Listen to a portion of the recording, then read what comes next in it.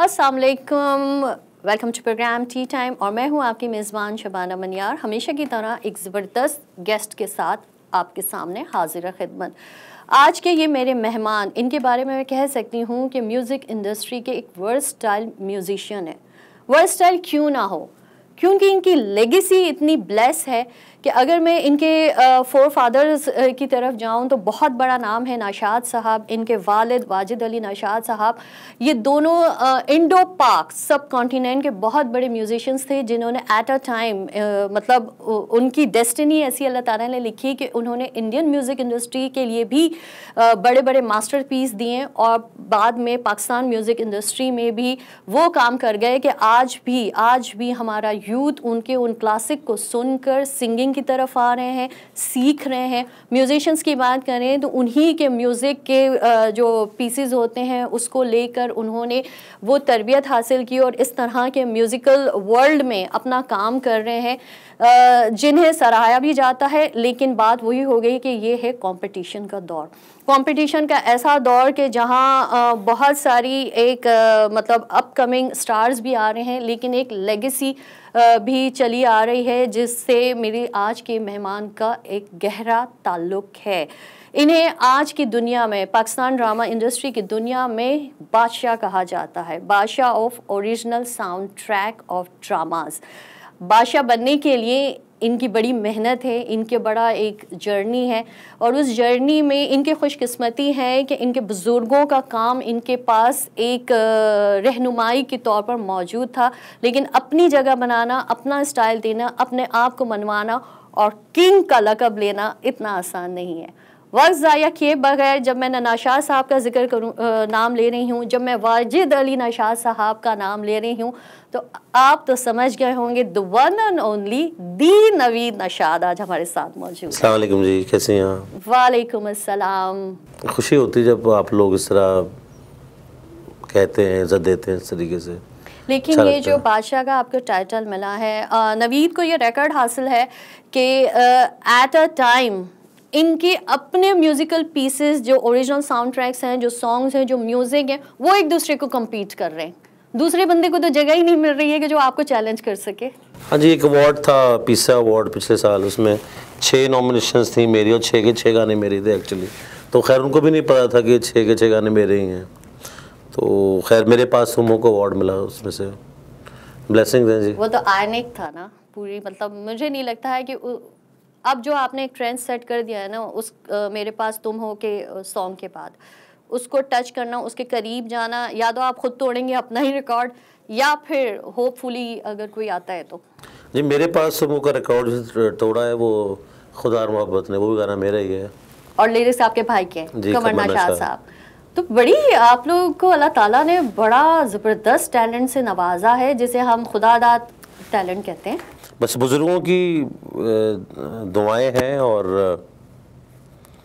उनकी मेहनतें हैं जो हम लोग कहते हैं ना कि बड़े दाना बोते हैं और काटती नई नस्ल है।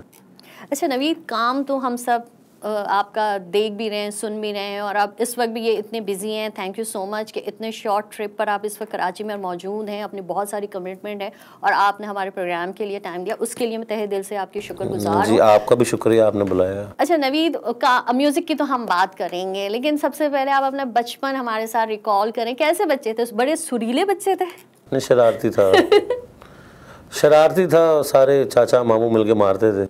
अच्छा वही तो मैं पूछ रही हूँ कि किस बात पे आपको इतनी मार पड़ी हो जो आगे जाकर आपको इतना कामयाब इंसान बना दिया?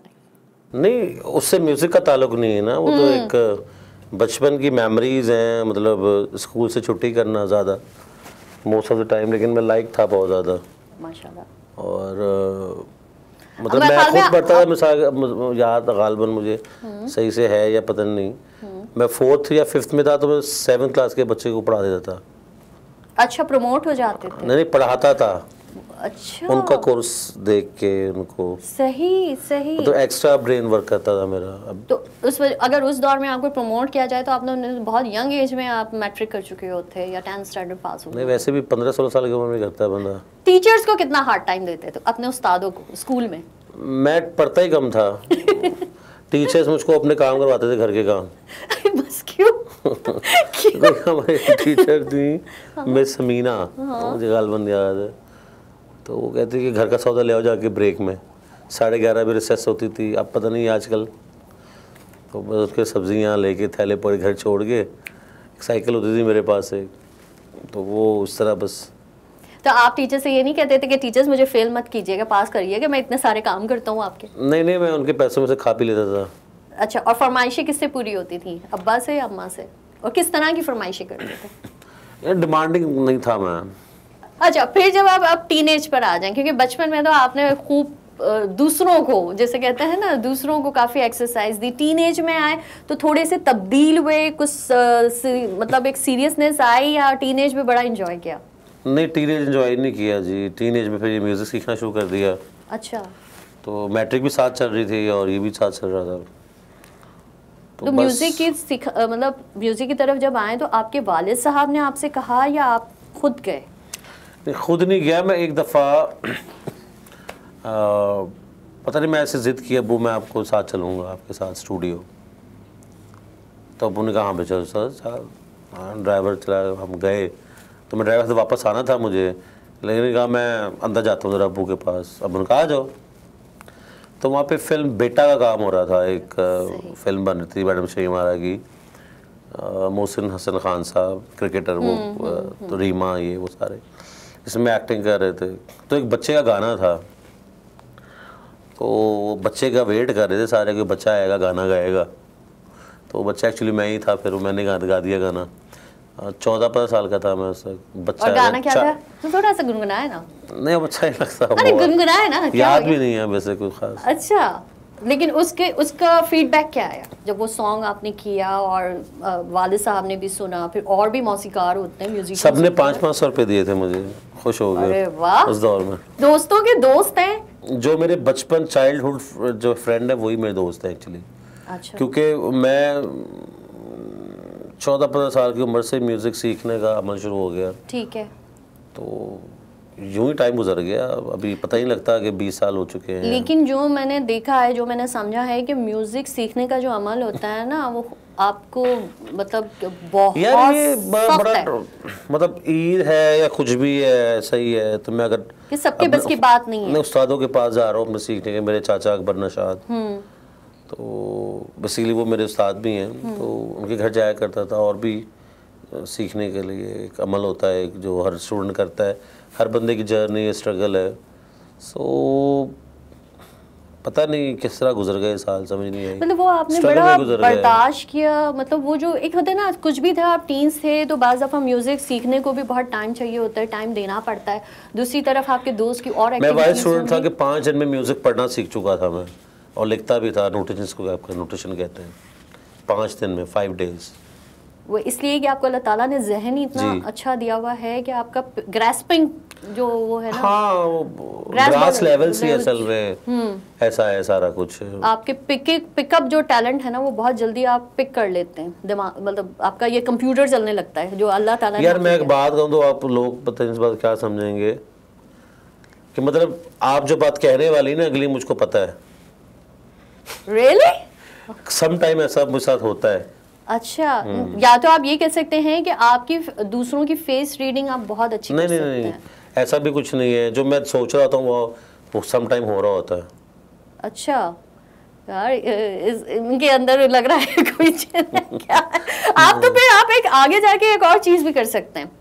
नहीं, लेकिन आप बहुत बड़े आमिल या पीर भी बन सकते हैं। नहीं जी, नहीं, वो देखिए वो चीज नहीं है। वो तो कुछ और लेवल होता है। मैं सिर्फ अपने काम के, नहीं, ये मैं मजाक कर रही हूँ। आप जो काम कर रहे हैं वही माशाल्लाह इतना जबरदस्त काम है कि आप ना सिर्फ अपनी को बस पता है कि आगे क्या होना है। हाँ जी, इंसान को नहीं पता होता। ये तो सिर्फ एक आपकी कहते हैं ना कि पेशेंट गोई होती है कि यार मैं ये सोच रहा हूँ। लेकिन मुझे इस पर कहा जा रहा है कि ब्रेक है। आई थिंक वो आप रीड नहीं कर पा रहे हैं मेरे फेस से। यहाँ पर वक्त है ब्रेक का, आपको ज्वाइन करते हैं ब्रेक के बाद।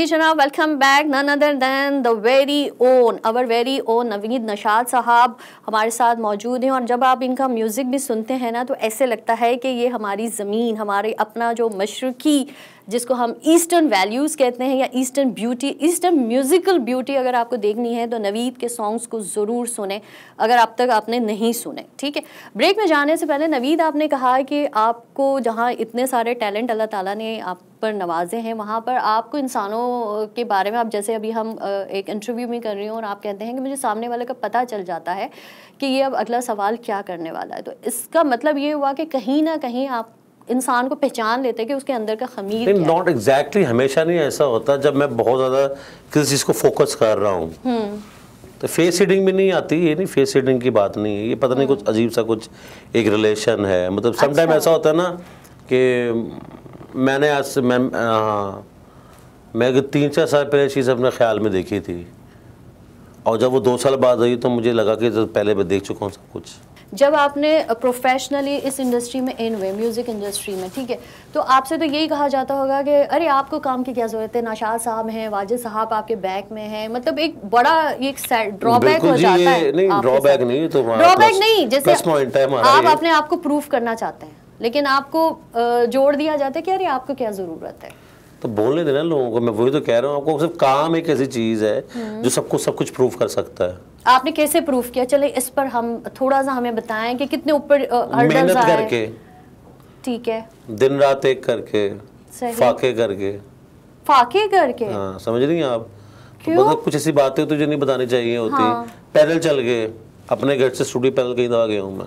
अच्छा। और कितना डिस्टेंस है जहाँ से लेकिन जब तक वाजिद साहब हयात थे तब तक तो आप उनके साथ थे। नहीं, उनके बाद की बात कर रहा हूँ। उनके बाद की बात बताएं कि कितना मुश्किल हो गया अब्बू के इंतकाल के बाद। जबकि उनकी मेरा मानना है कि उनकी वो एज नहीं थी, मतलब आपके लिए तो बहुत बड़ा सदमा होगा उस वक्त इस दुनिया से उनका चले जाना। यार कोई भी औलाद मेरे ख्याल से अपने पेरेंट्स के बारे में सोचती नहीं, कभी वो मरेंगे भी। कोई नहीं सोचता। नहीं, और तो अचानक हाथों में कोई आ जाए इस तरह, तो वो उसके बाद कैसे अपने आप को संभाला पे खड़े हुए, मतलब खुद अपने बलबूते पर आगे जाने के लिए? करना पड़ता है, आप ना भी करना चाहें। आप समझ रही बात? करना पड़ता है कि जब आपको पता हो कि एक्चुअली हमने अपने ना किसी मामू से ना किसी चाचा से या इस तरह कभी कोई फाइनेंशियली सपोर्ट ली नहीं, माँ सिवाय 1-2 दफ़ा। इसके अलावा कभी हमने किसी की हेल्प ली ही नहीं है। तो हमने अपने वालिद साहब से चीज़ सीखी थी, तो जाहिर है जो आप देखते हैं वही करते हैं। सही। तो लेकिन उस वक्त ये होता है कुछ ऐसा जो मैंने शोबिस के बारे में सुना है, जो आई थिंक बहुत मतलब मैं ये कहती हूँ दुख की बात है कि जब तक आपके वालिद साहब हयात होंगे तो लोग उनके आगे पीछे घूम रहे होंगे, लेकिन आपको भी उनसे, आपने भी उनका वही एक वो बनाया होगा ना दिमाग में कि ये बहुत अच्छे इंसान है, वालिद साहब से इतने क्लोज हैं। लेकिन मैंने ये देखा है शोबिस में कि जैसे ही वो चेहरा इस दुनिया से चला जाता है तो आपके लिए वो सब वही, उनका वो रवैया, उनका वो अखलाक, उनकी वो सपोर्ट बरकरार रही या सब गायब हो गए? मैंने इन बातों को नोटिस ही नहीं कभी किया जो आप सवालात कर रही हैं। ये लेकिन ये आपने बहुत बेसिक्स बातें हैं, ये तो हर इंसान की ज़िंदगी का हिस्सा है। मैं तो वही तो बता रहा हूँ कि अगर मैं किसी कुछ कहना चाहूँ तो मैं यही कहूँगा कि ये सब कुछ बुलशिट है। सिर्फ अपना काम करें, अल्लाह करें, अब माँ बाप से प्यार करें, अपने आस पड़ोस का ख्याल करें। आपकी अगर औलाद है, बेगम है, तो फोकस करें और सिर्फ अली अली करें। और आपके मेंटर्स कौन रहे हैं? मेरे चाचा अच्छा अकबर नशाद, मेरे उस्ताद भी हैं, मेंटोर भी हैं। इनफैक्ट मेरे वालिद, फिर सैयद फैसल बुखारी साहब, अच्छा बहुत बड़ा नाम। हाँ, एहसन तारिश साहब, ठीक है, सुहेल इफ्तिखार खान साहब, आसिफ अली पोता साहब। ये 4-5 लोग लाइफ के अंदर ऐसे हैं कि जिनकी वजह से अल्लाह मौला के बाद, दुआओं के बाद ये आज मैं जो कुछ भी हूँ। ये लोग अगर ना होते मेरी लाइफ में, क्योंकि इन लोगों ने मुझको 2010 में चांस दिया काम करने के लिए। तो देखें, अभी जो भी आप कहते हैं कि किंग ऑफ ओएसटी कहते हैं या मुझे कुछ भी ऐसा कहते हैं, जितनी रिस्पेक्ट देते हैं, तो मुझे अंदर से खुशी तो होती है लेकिन हंसी भी आ रही होती है। क्यों? बस वो आप नहीं सोचते। देखिए मैं आपको बात बताऊँ कि कोई इंसान भी मेहनत कर रहा है ना, वो ये सोच के नहीं कर रहा था कि वो सुपरस्टार बनेगा। लेकिन कामयाब तो होना चाहता है। कामयाब और सुपरस्टार में फर्क है। हाँ, लेकिन हाँ सही। कामयाब होना हर इंसान चाहता है। देखिए हम जब काम स्टार्ट किया तो था कि यार अच्छे से किचन रन हो, पहली बात, और जो लाइबिलिटीज़ है हम वो पूरी कर सकें। तो पहले जो 4-5 साल तो ये गुजर गया अब्बू के इंतकाल के बाद। सही। तो 2000 मतलब बड़ा हार्ड टाइम देखा, आपके फेशियल एक्सप्रेशन से ही मुझे अंदाज़ा हो रहा है, जैसे मैं भी आपको रीड करूं कि वो दौर आपके लिए बड़ा हार्ड था, लेकिन अच्छी बात यह है कि अल्लाह ताला ने आपको नहीं, वो टाइम सिर्फ 2 साल रहा है। ठीक है, हार्ड टाइम 2 साल रहा है।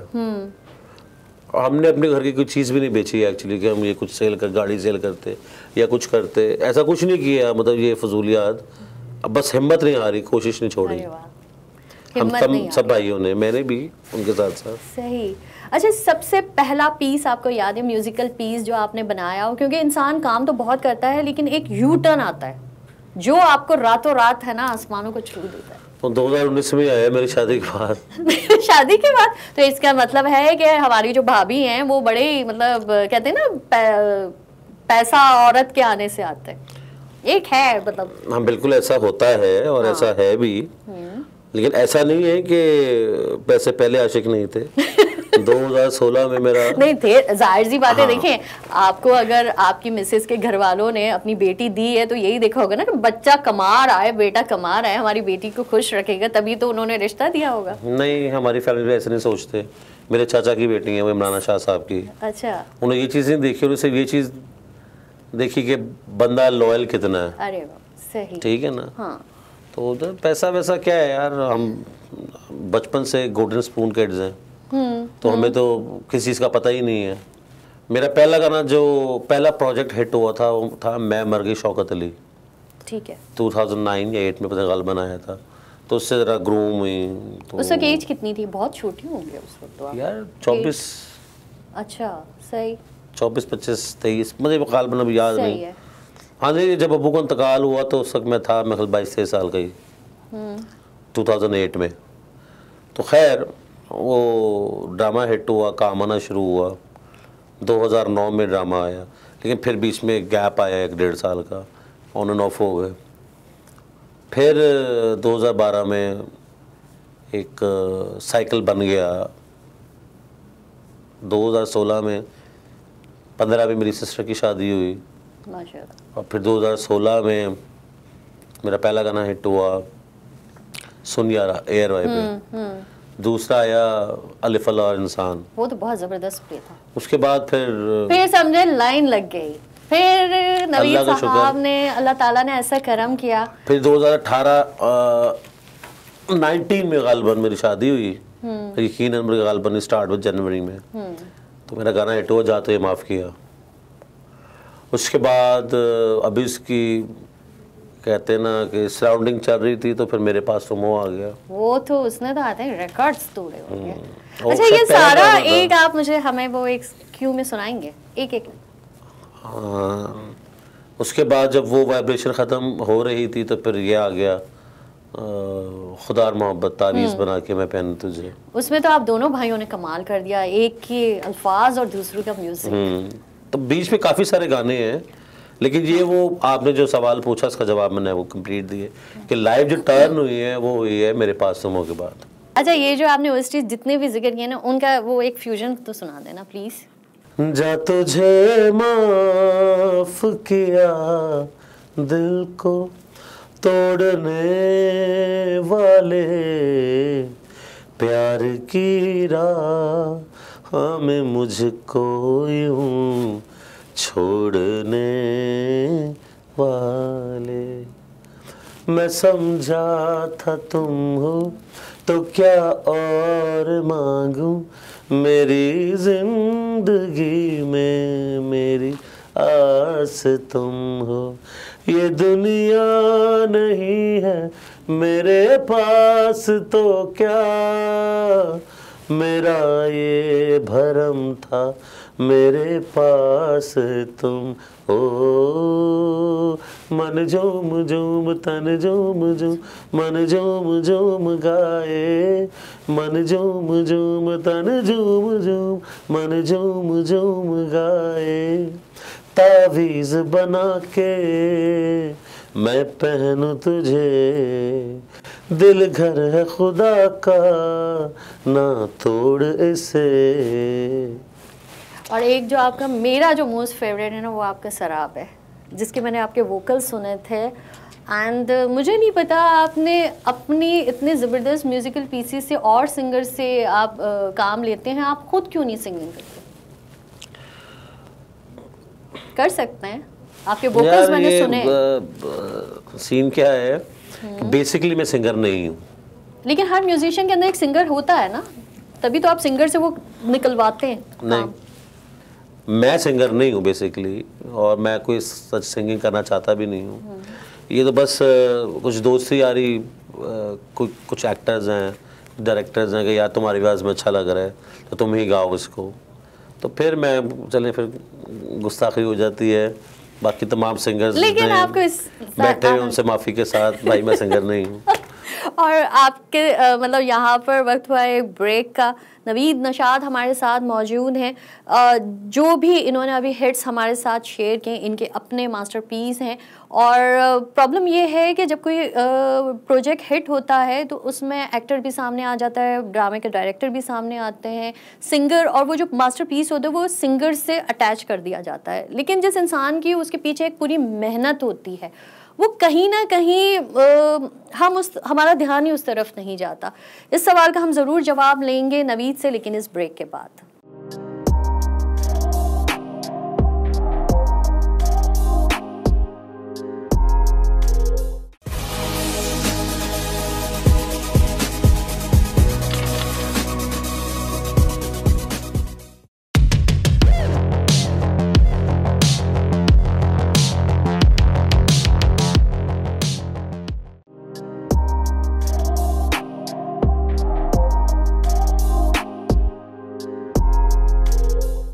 जी जनाब, वेलकम बैक। नवीद नशाद साहब हमारे साथ मौजूद हैं।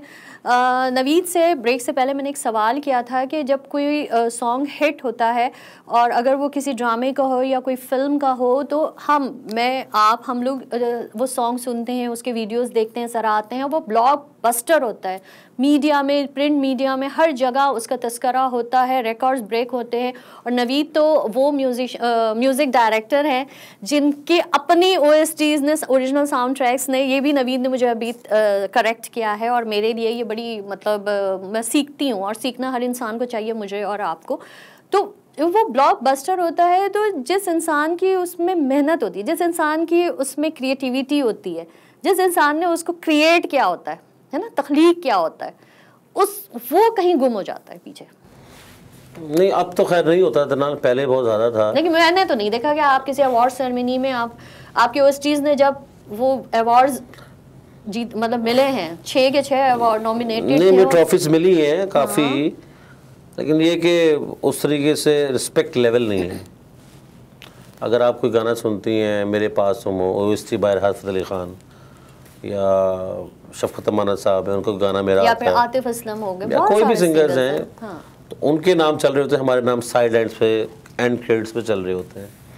तो ये कुछ रिवायतें डल गई हैं। आपको नहीं लगता है कि ये नहीं, ये रिवायत, अगर मेरा मानना है कि इंसाफ नहीं कर रहा, थोड़ा सा नाजायज़ हो जाता है आप जैसे क्रिएटिव गुरूज के लिए? लोगों की एक्सपेक्टेशंस यही होती हैं, जो डायरेक्टर प्रोड्यूसर्स भी हैं, कि भाई जो हिट है इसको ले लो और ऐसा ही कुछ बनेगा गाना और भले भले हो जाएगी। सम टाइम तो हो जाता है, लेकिन सम टाइम नहीं होता। लेकिन हमारे लिए हर गाना हमारे लिए एक बच्चों की तरह, बेबी की तरह ही है, और यकीन जानिएगा खुद नहीं पता होता कौन सा गाना हिट होगा। और मैं आपने कहा कि आपके लिए ना किसी सिंगर को पता होता है, ये फैक्ट है। अच्छा, आपको लगता है कि इस वक्त जो काम हो रहा है आप उसे सेटिस्फाई, एक काम आपका है जो बड़ी रिच, उसमें शायरी भी बहुत रिच होती है, म्यूज़िक भी रिच होती है, और एक दूसरी साइड पर जो है ना ऐसा काम चल रहा है जो टाइमिंग होता है, कुछ अर्से अच्छा लगता है, फिर दूसरा उसको टेक ओवर कर लेता है। लेकिन जो सॉन्ग आपके दादा देकर गए हैं, जो मेलोडीज़ आपके दादा ने दी, आपके वालिद ने दी, और जो आप कर रहे हैं, ये क्लासिक में जाएंगे। ये मतलब कहते हैं ना, मॉर्टल मैन इमॉर्टल मेलोडीज़।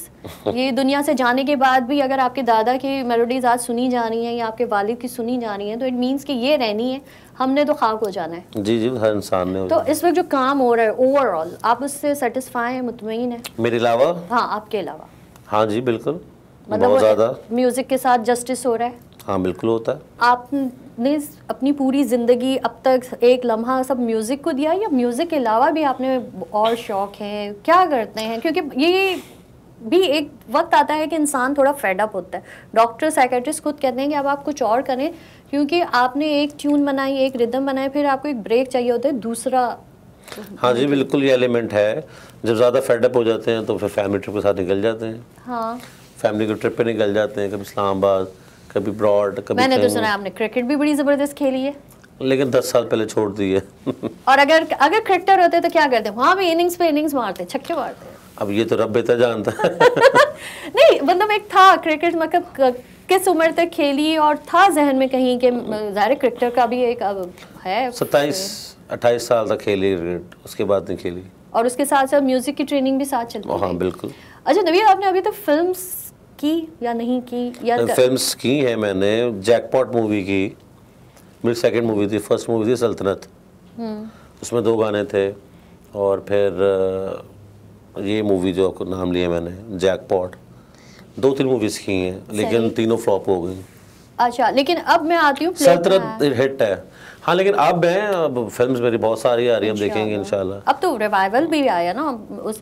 अच्छा, मुझे ये बताएं कि अगर मैं भारत की बात करूँ तो वहाँ पे म्यूजिक डायरेक्टर्स या म्यूजिशियंस के लिए एक ग्रुप होता है जो प्लेबैक सिंगिंग करता है, और कुछ सिंगर्स ऐसे होते हैं जैसे इवेंट्स कर रहे होते हैं, ठीक है ना?